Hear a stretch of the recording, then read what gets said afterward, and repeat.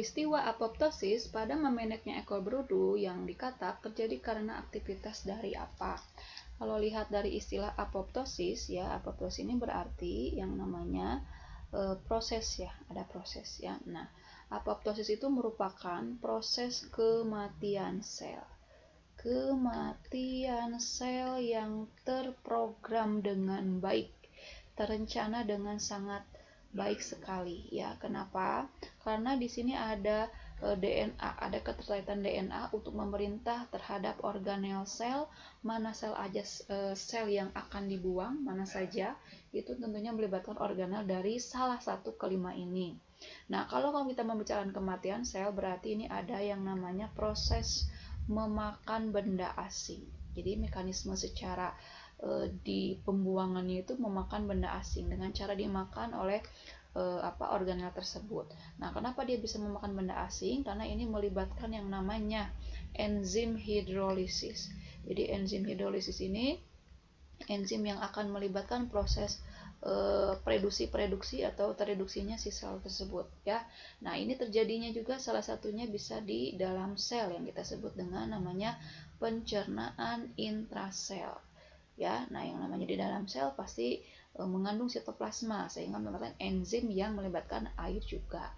Nah, kalau disebut memakan benda asing berarti ini kita karakternya disebut dengan fagositosis ya. Nah, kalau sudah mendengar istilah fagositosis pasti ini yang tertuju yaitu tugas dari organel yaitu namanya lisosom.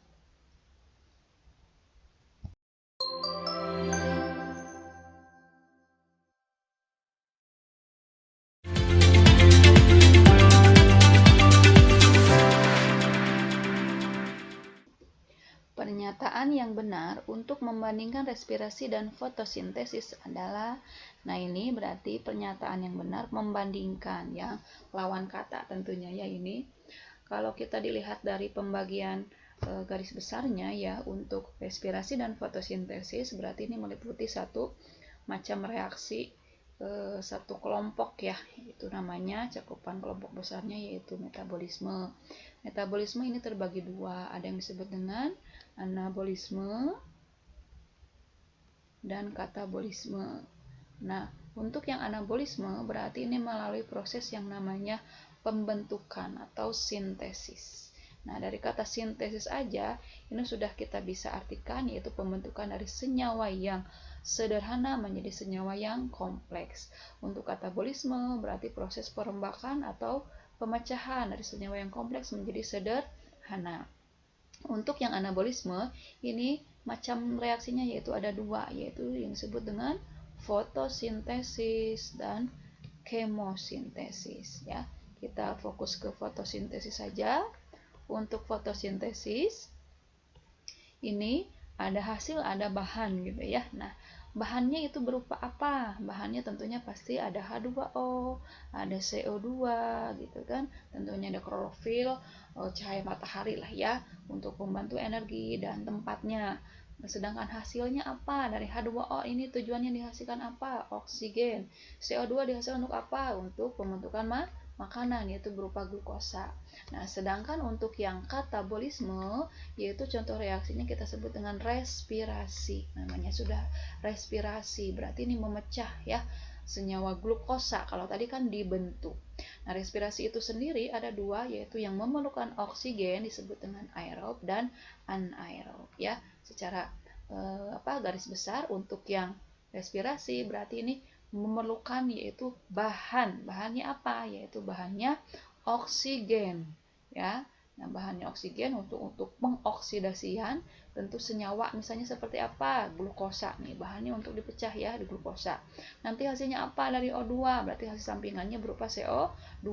Glukosa nanti dipecah menjadi apa, finally-nya berarti yang akan didapat secara dominan yaitu berupa energi. Nah, dari hasil ini berarti untuk respirasi dan fotosintesis memang berbanding terbalik karena memang mereka merupakan proses yang saling berkesinambungan atau saling berhubungan. Nah, kita cek yang A.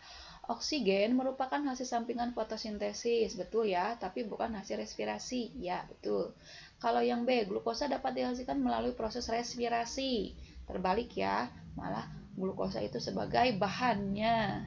Yang C, karbon dioksida dibentuk melalui fotosintesis. Nah, itu terbalik, tapi bukan dibentuk, tapi bahannya juga. Kalau yang D, air dihasilkan dari fotosintesis tapi dipecah. Oksigen diperlukan dalam proses fotosintesis tapi dihasilkan. Jadi jawabannya yang A.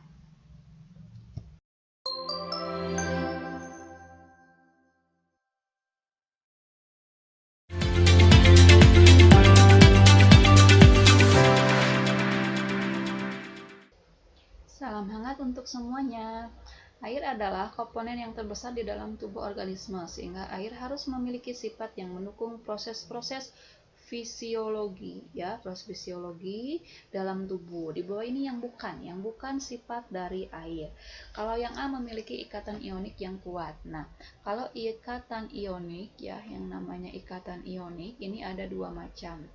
Ikatan ionik ini ada dua macam, yaitu meliputi ikatan lemah dan ikatan kuat. Nah, air masuk kemana?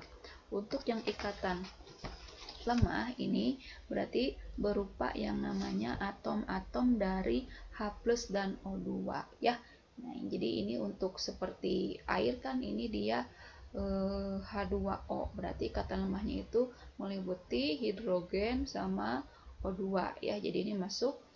Kalau yang kuat itu siapa? Ikatan ionik yang kuat. Ya, ikatan ionik yang kuat itu dia berupa ion sama kovalen, ya.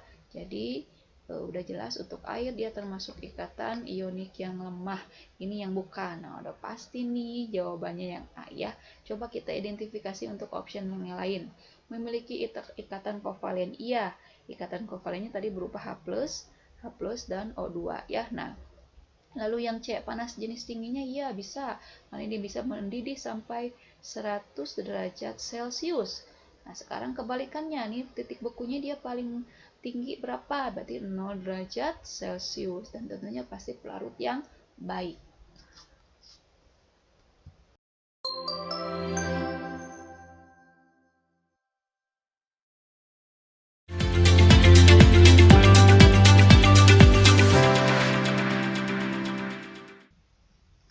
Cyanobacteria menghasilkan senyawa racun yang dapat membunuh organisme pada perairan.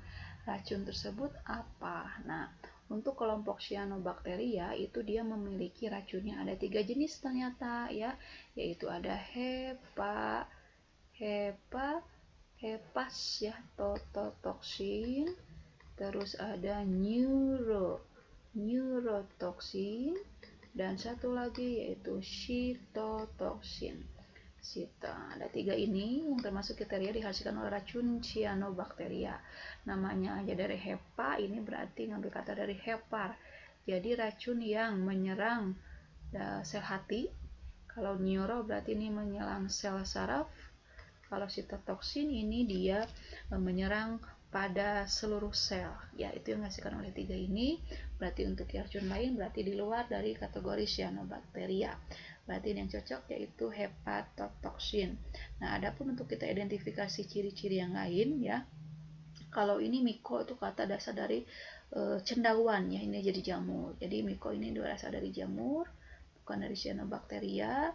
Terus kalau untuk apitoksin ini dari lebah, ya, racun lebah. Sedangkan untuk yang lainnya seperti apa ini yang belum dino, ya. Nah, dinotoksin ini dia berasal dari racun dinoflagellata, yaitu kelompok protozoa, ya, flagellata. Lalu ada lagi mana tadi yang belum, aflatoksin, ya. Nah, aflatoksin itu berarti berupa seperti flavus, ya. Nah, ini berarti ini racun dari jamur juga, ya, dari jamur juga.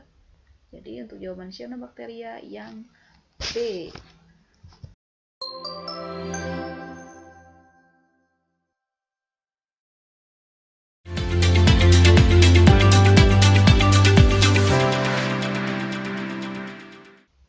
Salam hangat semuanya. Ekosistem yang banyak menyerap karbon dioksida dari atmosfer adalah, nah, ini kita spesifikkan, ya, ekosistem yang banyak menyerap karbon dioksida. Nah, berarti untuk pembandingnya ini kita membicarakan tentang vegetasi, ya. vegetasi itu berarti yang berhubungan dengan tumbuhan ya. Vegetasi untuk ekosistem seperti ini vegetasinya harus rapat ya. Vegetasinya harus rapat sehingga ini kalau rapat di sini, jadi untuk lantai ya, lantai hutan itu ya tertutupi. Lantai hutan itu cenderung tertutupi oleh tanaman ya, tertutupi oleh tumbuhan dari yang sapropit menempel, yang kecil-kecil, yang pendek, terus merambat, yang liana, sampai pohon yang terbesar itu ya ketinggian yang lumayan berapa puluh kilometer itu ada. Jadinya lantai hutan itu tidak pernah terlihat ya, walaupun ada terlihat hanya mungkin sangat jarang sekali gitu. Jadi ini kalau ada orang masuk ke hutan seperti ini, kalau bilang ketemu jalan setapak itu udah susah ya. Lalu selanjutnya ini curah hujannya tinggi. Kenapa curah hujannya tinggi? Nah, dengan adanya daya dukung lingkungan yang sangat menguntungkan sekali. Ini jika untuk ekosistem ini setiap hari sampai hujan, bahkan musim kering pun atau kemarau pun ini minimal walaupun tidak ada hujan kelembaban cukup tinggi. Berarti dari arti kata ini sebagai komposisi atau cadangan airnya ini dengan otomatis sangat lumayan dahsyat besar gitu dibandingkan dengan hutan-hutan lain. Lalu adanya keanekaragaman hayati yang tinggi.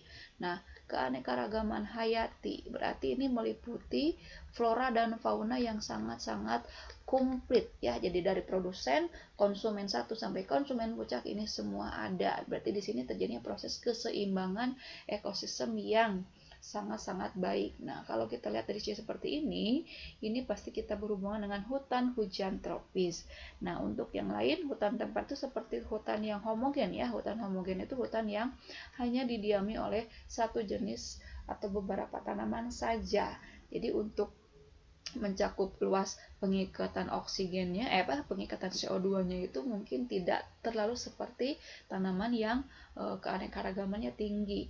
Apalagi padang rumput. Kalau padang rumput ya kan dia seberapa besar sih dia untuk laju fotosintesisnya standar ukuran tanaman pendek dibandingkan tanaman yang beraneka ragam. Oseanik paling ya didiami oleh ganggang, alga, tanamannya kan terbatas, tidak sebanyak sevariatif yang di darat. Danau juga sama hampir dengan oseanik, bahkan lebih sedikit dari oseanik ya. So jawabannya yang A.